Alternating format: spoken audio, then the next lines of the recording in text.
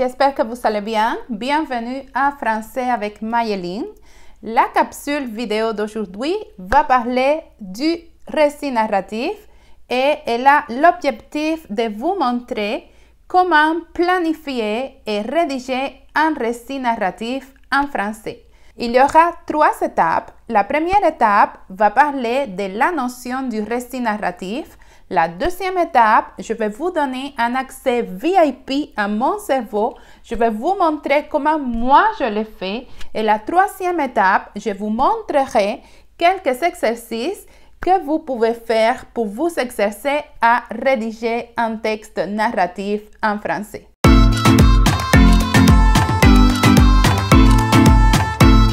Et maintenant, je vais vous expliquer c'est quoi l'univers narratif, pourquoi on écrit, quand on écrit, comment on écrit, quoi, qu'est-ce qu'on écrit.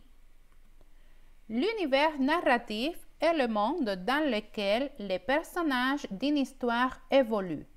Il comprend, entre autres, les lieux où les événements se déroulent et l'époque à laquelle l'histoire se passe. Tout cela permet de faire voir le monde dans lequel les personnages vivent, un monde inventé par l'auteur. Je vous invite maintenant à rentrer dans mon cerveau et vous allez voir comment moi j'organise mon travail d'écriture. La première chose que je fais, c'est planifier l'écriture de mon texte. Ensuite, je rédige mon texte, je révise et j'améliore mon texte et finalement, je révise et je corrige mon texte. Comment je planifie mon texte? Alors, je pense à quoi? Qu'est-ce que je vais écrire? Alors, je pense à écrire un texte narratif qui pourra divertir mes lecteurs dans l'exemple que je vais vous montrer dans quelques minutes. C'est un texte que j'écris pour divertir les enfants. Pourquoi? Alors, parce que je voudrais que les enfants de nos jours, ils s'imaginent comment ils étaient les enfants autrefois, quelles étaient leurs niaiseries, leurs intérêts, etc. Et comment je vais le faire? Alors, je vais analyser qui est mon lecteur et qu'est-ce que je sais de lui. Est-ce que je veux le faire rire ou pleurer? En parlant de quoi? De quoi je vais parler? Je choisis l'époque et les lieux où mon histoire se déroule. J'analyse aussi la thématique et je vais regarder si la thématique est intéressante pour les enfants. J'ai choisi un récit d'aventure parce que je trouve que les enfants, ils aiment les récits d'aventure et les jeux, et les histoires vraiment de la vie réelle et surtout d'un adulte. Et quand j'ai choisi d'écrire, je vais penser à un moment calme, à quel moment de la journée je pourrais me concentrer mieux. Et c'est à ce moment-là que je vais décider de commencer à écrire mon texte. Maintenant, je vous invite à observer mon plan d'écriture. J'écris un titre, ce titre, je pourrais le changer par la suite, mais là, je pensais à un sujet d'aventure. J'écris ma première aventure. Dans la situation initiale, je parle de c'est qui le personnage principal, quand ça se passe, à quel moment, où, le lieu et quoi. Ensuite, je pense à la situation problème ou la péripétie. Et finalement, je décide si la fin de mon histoire, ça va être une fin triste ou heureuse. Dans le cas de mon histoire, celle que je vais vous lire tout à l'heure, que je vais vous présenter, c'est une histoire qui va se terminer quand même très heureuse. Alors, Avant de vous présenter mon histoire et de comment moi j'écris mon histoire, j'ai rédigé mon texte, je voudrais vous poser quelques questions. La première question, qui est ton lecteur? Qui est ton lecteur? Que sais-tu de ton lecteur? Que sais-tu de ton lecteur? Est-ce que tu veux faire rire ton lecteur, le faire pleurer ou le faire peur? En parlant de quoi?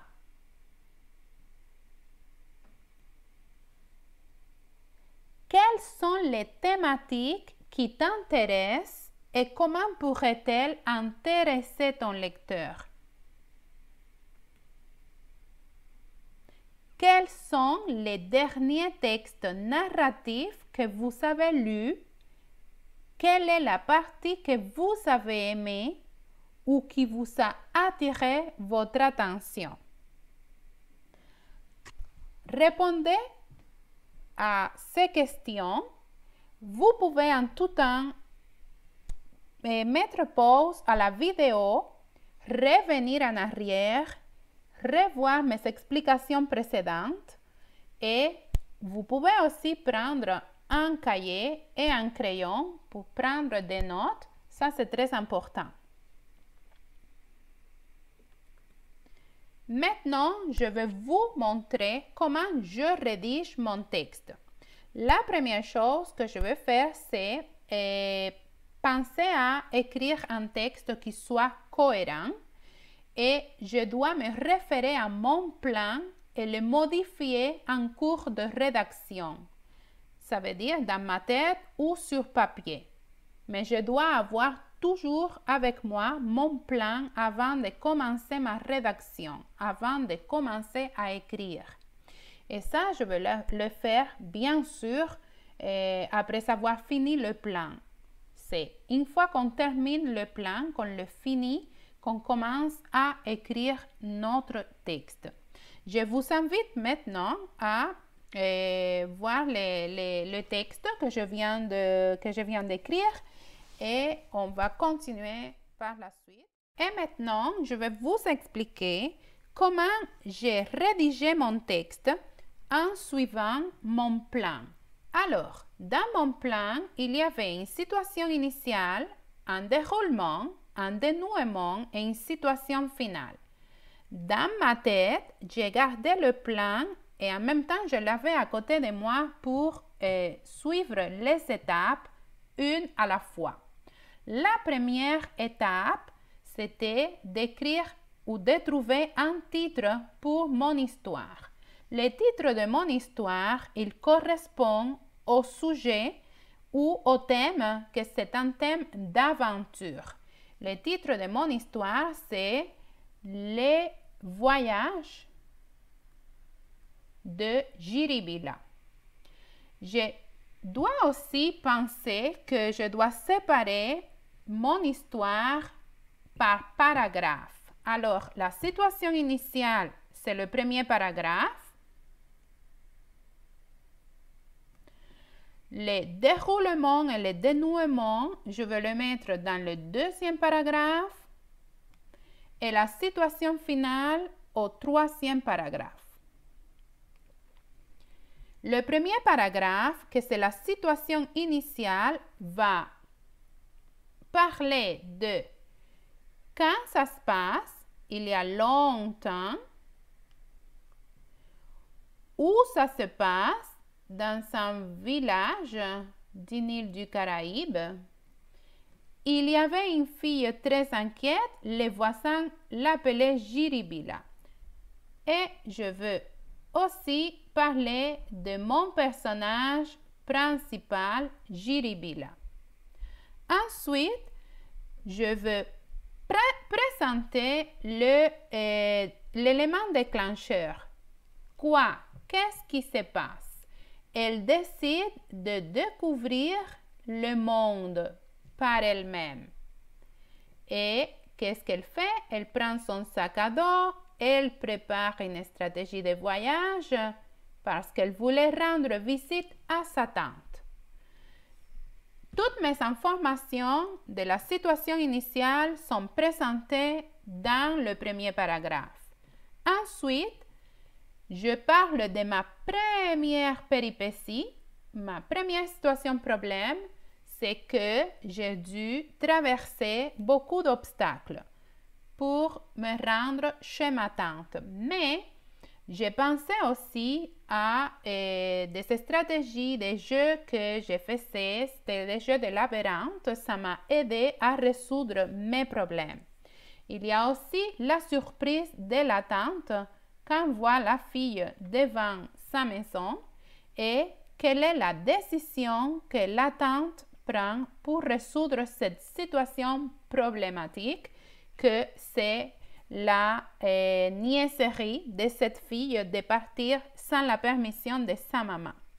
Et finalement, la fille arrive à la maison, la mère qui était très nerveuse, préoccupée, elle serre la fille dans ses bras et finalement, elle décide de lui lire une histoire d'aventure quand elle était au lit. Et finalement, la fille, elle commence à planifier sa prochaine aventure. Ici, je laisse un peu à l'imagination de mon lecteur quelle pourrait être la prochaine aventure de Jiribilla. Maintenant, ma question, est-ce que mon histoire pourrait divertir les enfants d'aujourd'hui? Pourquoi? Parce qu'aujourd'hui, les enfants, ils sont beaucoup plus à la maison, beaucoup plus calmes et ils vont essayer de trouver d'autres jeux à l'intérieur de la maison. Mais Jiribilla, quand elle était petite, elle jouait beaucoup dehors et elle était très imaginative. Elle s'inspirait aussi beaucoup des histoires que sa mère lisait. Et pourtant, ça, c'était pour elle vraiment une véritable aventure. Une fois que vous avez vu la pratique que moi j'ai fait, ça veut dire mon modelage, la façon comme moi je l'ai fait, je vous invite à pratiquer en équipe la stratégie de planifier l'écriture de votre texte narratif. Vous pouvez le faire à l'aide d'un ami ou une amie ou une autre personne. En équipe, vous pouvez choisir le sujet du texte, le titre, les personnages, les lieux et consulter les péripéties. Vous pouvez commenter la vidéo et me laisser savoir comment je peux vous aider. Vous pouvez en tout temps mettre la vidéo en pause et revenir aux explications précédentes. Une fois que vous avez terminé votre travail d'équipe, que chacun a préparé son plan, vous allez passer à la pratique autonome. Ça veut dire vous allez travailler seul ou seul. C'est le moment où vous vous mettez à enregistrer, à écrire votre texte. En vous référant à vos plans, vous vous préparez à écrire votre texte final. Vous pouvez le taper à l'ordinateur dans un format Google Doc et insérer des images, ça sera un atout. De cette façon, tu pourras le garder pour toujours dans ton drive personnel. Vous pouvez me partager vos textes dans les commentaires de la vidéo pour la révision et correction. N'oubliez pas que vous pouvez revoir la vidéo et l'arrêter autant de fois que vous souhaitez. Je vous souhaite un bon travail, un beau texte et n'oubliez pas que de cette façon, on peut devenir un écrivain ou une écrivaine, un auteur ou une auteure. Je vous souhaite un excellent travail et à la prochaine vidéo.